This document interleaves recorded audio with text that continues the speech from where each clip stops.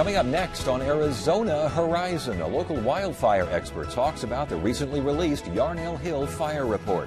And we'll find out how researchers are using Twitter to analyze public opinion. Those stories next on Arizona Horizon. Arizona Horizon is made possible by contributions from the Friends of Eight, members of your Arizona PBS station. Thank you. Good evening and welcome to Arizona Horizon. I'm Ted Simons. Grand Canyon National Park is closed to visitors today due to the federal government shutdown. And Governor Jan Brewer says that no state funds will be used to keep the park open, even if the money is eventually reimbursed by the feds. That was a tactic used by Governor Fife Symington during the last government shutdown in 1995. Services provided by the Department of Economic Security, the Arizona Department of Transportation, and the State Department of Health Services could be impacted by the current shutdown. People who receive temporary assistance for needy families will see those funds cut off in the next couple of days if the shutdown continues. We will have more on how the shutdown will impact the state tomorrow right here on Arizona Horizon. The Arizona State Forestry Division recently released a much-anticipated report on the Yarnell Hill fire, which killed 19 members of a hotshot firefighting team. Wildfire expert Jim Paxson, currently of the State Game and Fish Department, joins us now to discuss the report. Thank you so much for being here. It's good to see you. Thank you for having me, Ted. 115 some odd page document here. Your thoughts on the report, what did you learn? I thought it was very even-tempered, and it was written from the perspective of a firefighter. That's pretty unique. It will go a long way in the future to help firefighters ask questions, and I think that's beneficial for the entire firefighting community. Was it too even-tempered? No, I don't think so. You know, they did refuse to point fingers. They refused to engage in what they called hindsight bias, which to me is armchair quarterbacking. It's real easy to determine fault when it's from your easy chair. Can you, though, from the easy chair, with hindsight, look at things maybe more caustically than the report? There's been some criticism of the report that there is no blame here, that there doesn't seem to be any answers, just a lot of questions. How do you respond to that? You know, I think they drew some conclusions. What they refused to do is to point a finger of blame where it could not be assessed with facts and with the experience of the Yarnell Hill fire. What they did try to do is go back and reconstruct what that crew did in their last moments, and leaving the black all the way down to where they were entrapped by the flame front. And leaving the black meaning leaving that safe area on the ridge and going into a bowl with up to like 10-foot high fuel. Why? Why did they do this? You know, they looked at that, and we've seldom seen fire move like that fire did, even with the weather event. I think that the conclusions that were drawn was the crew thought they had an hour to go a little over a mile. That's doable. In reality, they had less than 20 minutes. Because of the speed of that fire as that weather event came over and they dropped into that bowl, they lost sight of the fire, and then it came around the bend and it was burning so fast that they couldn't get out of the way. So there was a two-track road on that ridge, and there's suggested in the report if they had stayed on that two-track road, they would have made it to a ranch that sounds like it's a fortress up there. It's very well protected. But you're saying they probably didn't want that. They wanted to engage. If they'd have stayed on that two-track road, they would have dropped over the ridge away from the fire to Highway 89. But the report concludes that they were trying to go to Yarnell to help out because that's where fire was going to put lives and property at risk.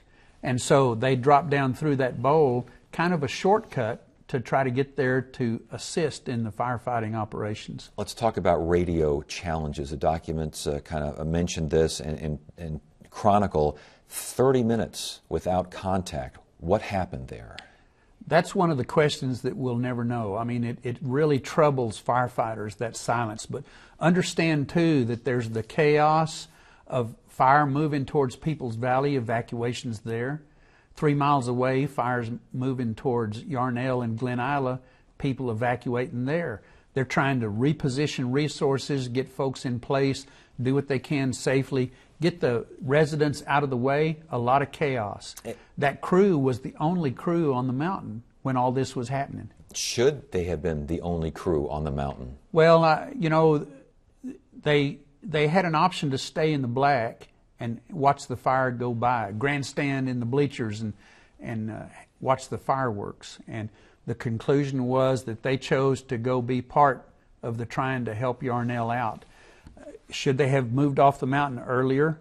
They had the weather alerts. They realized what was happening. They were in communication that they were moving. It just was not understood that they were moving away from the black and going down through that unburned area. It sounds like from the report, management thought the crew was still in the safe area, and the crew obviously was not.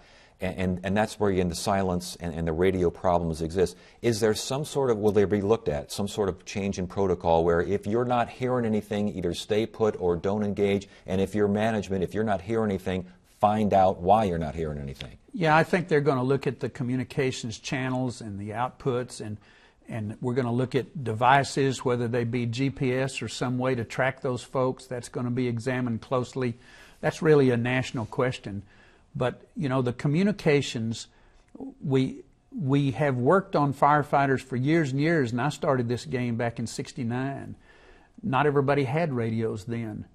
And yet we went from a 10 code, like the police use, to clear text. Now we need to make sure that we understand both sides what's being communicated. And there probably were some acceptances that messages were sent that weren't meant or were received and not understood. And that's problematic, and this report identifies that. You mentioned problematic. So the document does not, though, seem to show any indication of negligence. No. The incident command, the management, and the crew all operated within the parameters that are appropriate in the National Wildfire Coordination, all of our fire line handbooks, all of the incident management practices. They looked at that very closely. No reckless actions, according to the document. You buying that? Yes, I'm buying that. How come? Well, there was some accusations put out in the public that the crew wasn't qualified and they shouldn't have been there. Totally false. This team looked at their training, at their qualifications, at their crew structure, at the number of Type 1 and Type 2 firefighters. They met all the standards. They were current on their training. They had the required days off. They were vindicated that this crew should have been on that fire. So this crew was trained enough to be a Type 1 team as opposed to a Type 2? Absolutely. They were, they'd been on fires. I think they'd been on 28 fires in the last 2 years. This was an excellent crew. They had been on several fires this season. They had been on the Dosey fire that burned up through Prescott just 2 weeks before. They had been on the Thompson Ridge fire in New Mexico, received excellent commendations for their firefighting. Were they, because of those fires, due for arrest? Were they overworked? Were they exhausted? No. These are the best fit, most energetic young people. Youngest was 21, oldest was 43. That was Eric Marsh, the crew superintendent. But these are tough guys. These are cross-country skiers and mountain bikers, and they're the best of the best. They were day 13 of duty, but they had 2 days off of fires before. So they could have gone 2 more days before they had to take days off according to our standards. But that's still a guideline. They were within the work-rest guidelines, and they were fit to go on this fire. There are also concerns, and I've actually heard this from people in that general area up there, that the fire started Friday, and that there was little, if any, action until things got out of hand. The bottom line for them is it should never have reached this point. Valid? I disagree. On Friday they had 5 lightning starts. This was one of them, the Yarnell Hill fire. They had clouds overhead. You don't put people on top of a granite knob with lightning up there and hike them up in the dark through really rough country and dense chaparral. You wait until daylight the next day, which they did. This fire just kind of, we call it, skunked around. It didn't really do much for a day and a half. And then the evening of the 29th, it started to burn. As it did, they increased resources. They got a Type 2 incident management organization. They called 2 hotshot crews. They ordered air tankers and helicopters. They did appropriate things for incident management. The whole thing that happened on this fire was that outflow from a thunderstorm that blew this fire up. It was an anomalous event. That being said, critics, variety of critics, look at this report and they say 19 people died. Someone must have done something wrong. Yet the report does not seem to show that. I think the report highlights that anomalous event, and there are some indications that the proper attention wasn't paid to by the crew in the chaos. Perhaps tracking the crew was lost. That 30 minutes that really troubles a lot of firefighters, that was silence as that crew was moving. I think things will be done differently. But the folks that were out there, and I know most of them, were doing the dead level best they could with the situation they were dealt. They were doing things that they had experience, that they had training, and that they were trying to do the best for the fire on the ground. If they are doing their best, and this is the result, does that best change by way of training and by way of guidelines? After the Dude Fire, I remember after the Dude Fire, a lot of wildfire training and protocols seemed to change. From a distance, it seemed like a lot of things happened because of that fire. Many more people died on this one. Are we going to see those kinds of changes? One of the recommendations is that they develop a staff ride. That's from the military. After action reviews, go to the battlefield and see why we either won or lost. We need to do that. And look at all of the characteristics, the fuels, the rate of spread, the winds, the weather, everything. Look at the tactics and learn from it. You know, one of the things that's really neat about this report is they ask questions for the firefighter.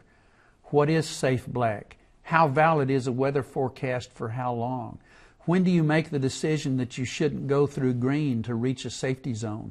Every firefighter that has experience has run from a fire to get to a safety zone.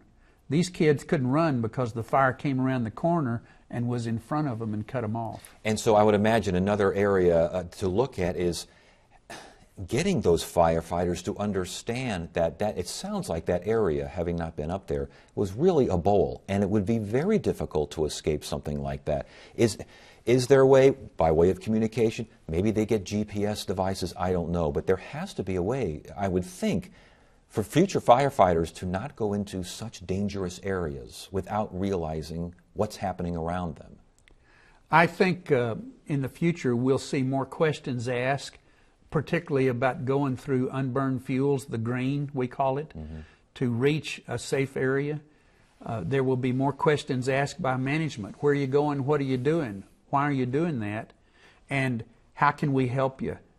You know, another disconnect was they had Air Attack, that's an eye in the sky, and they had an air supervisor module that was working on retardant air tankers and helicopters.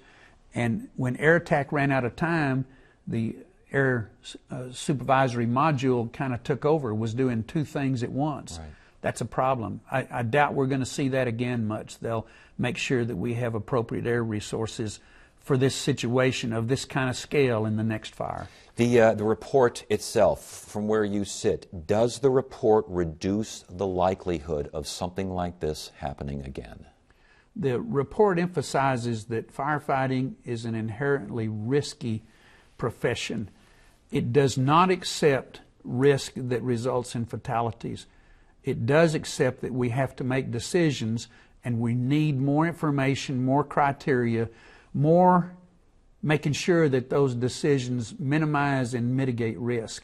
That's where the question part of this second part of the report tells firefighters to ask those questions. Don't depend on what somebody else tells you. You ask those questions and make sure that what you're doing is safe and will still enable you to fight the fire. Now, we have another investigation due by way of the state, correct? That's right. The Arizona Department of Occupational Safety and Health is going to have an investigation. They will look at more of the legal parameters and perhaps some of the training and the things that go more to law and that's expected to be out before the first of the year. So we may see another vantage point of the incident by way of that report. I think we will. Last question. Again, critics of the report are saying that, I knew it would be like this.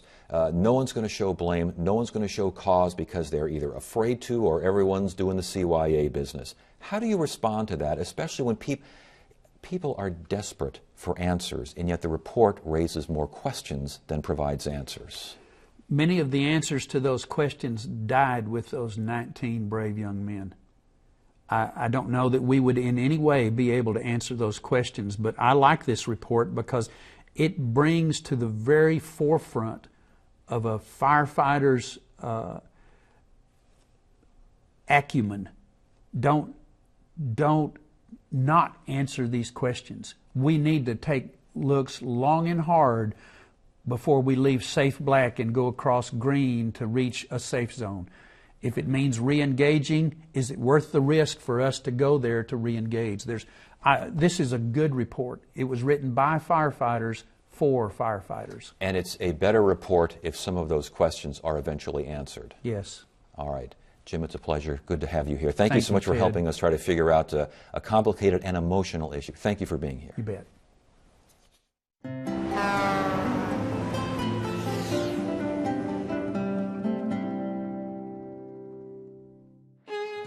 In the far southwestern corner of the state, where Interstate 8 enters Arizona from California, is a monument to a time-worn spot where countless before us have crossed the mighty Colorado. Native tribes such as the Mojave, Quechan, and Cocopah once lived here. Europeans arrived in 1540, when Spanish soldiers took rowboats north along the River of Good Guidance. In 1700, Jesuit missionary Father Kino spread Christianity and made maps here after a harrowing journey from Sonora along the aptly named Devil's Highway. In the mid-1800s, soldiers at Camp Yuma protected gold seekers bound for California, while steamboats as long as 140 feet plied the Colorado, hauling goods shipped up the Gulf of California. The railroad began crossing the river at Yuma in 1877. It's hard for today's speedy traveler to even catch a glimpse of the Colorado River and the place where so many came to cross it, Yuma Crossing. Get the inside scoop on what's happening at Arizona PBS. Become an 8 Insider.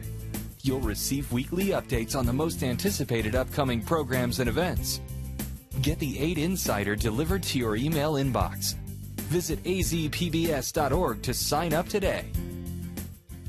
ASU computer science doctoral students are working on research to use data from Twitter to gauge and analyze public opinion.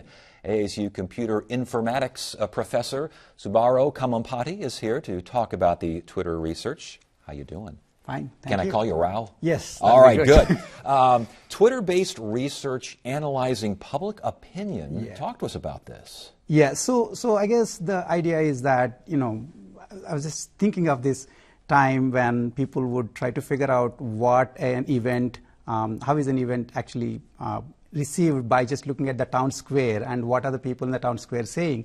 Twitter has sort of become the modern day town square. People can get on and start expressing themselves. And, we were watching the fact that oftentimes when, let's say, there was like presidential debates going on last year, for example, they would just look at what people were saying about various pieces. For example, the Big Bird thing became a big meme, Yes. for example.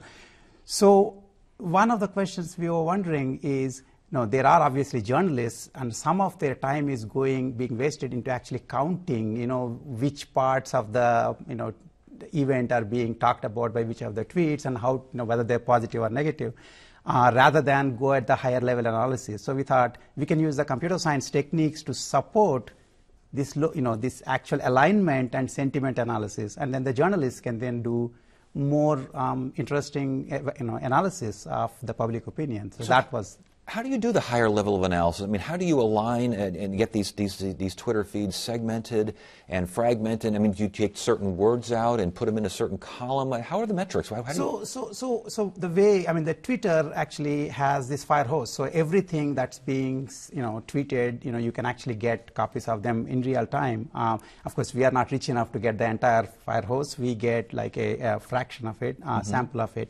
And many of these The public events in particular, you know that there is a pre-specified tag, for example, with respect to which people are tweeting. And so you do know what tweets are relevant to this particular event. What you don't know is which part of the event are they talking about. So for example, something as simple as like today's shutdown, it's a single point issue.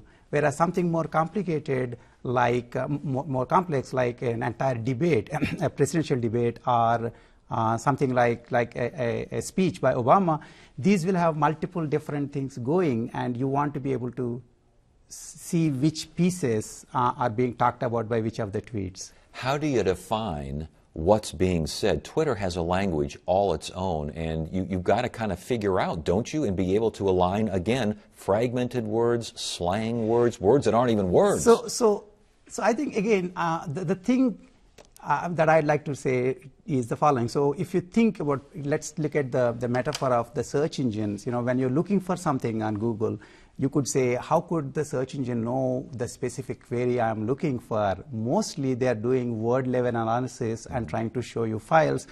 And what's interesting is there's a sweet spot where the search engine gets you something like close to what you're looking for, and then you can then go through the documents yourself, actually doing analysis of English.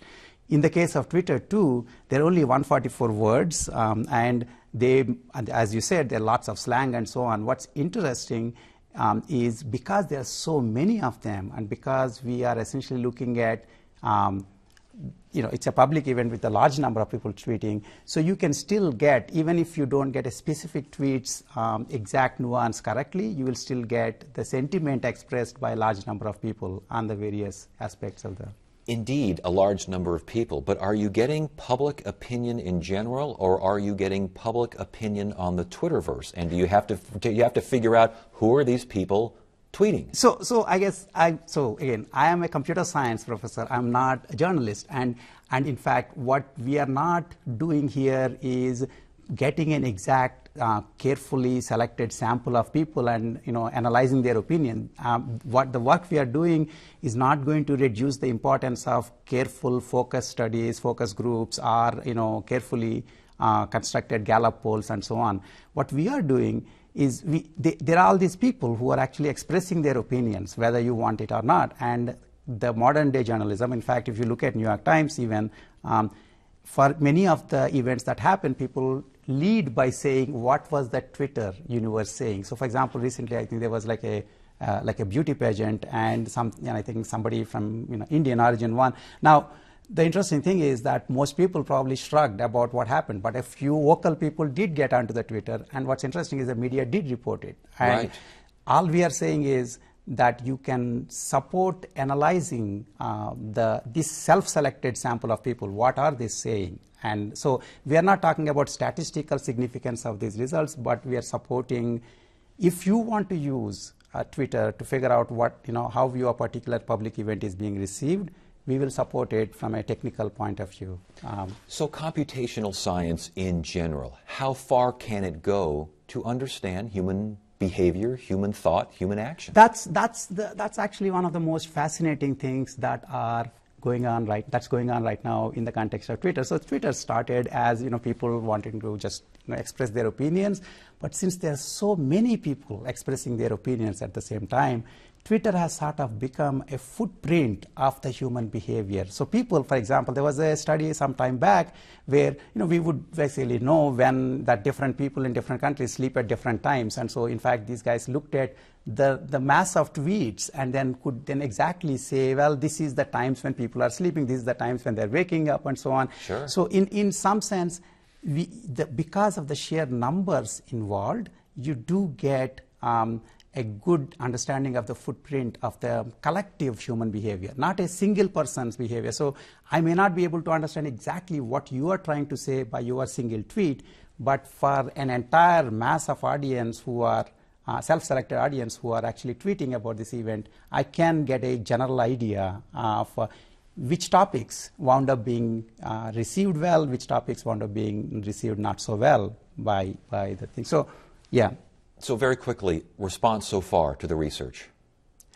So one of the interesting things is that we started by looking at, so there are two different aspects from a technical point of view. One is that this tweet's going on and you need to kind of connect it to which part of the event they are talking about. There was this alignment work, and then there is a sentiment analysis work. And I think we basically have been focusing on presenting the technical details of this work to our community, but not so much in terms of talking to journalists to see whether they can use it. So this is like a good beginning, I guess. Well, it's a good beginning, and it's good information, and it's good to have you here. Thank you so much for joining us. Thank you. And that is it for now. I'm Ted Simons. Thank you so much for joining us. You have a great evening.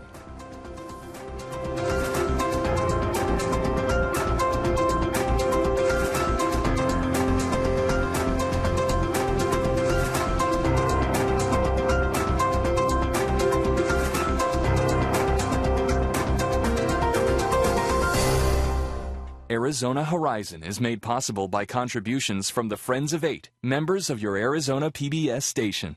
Thank you.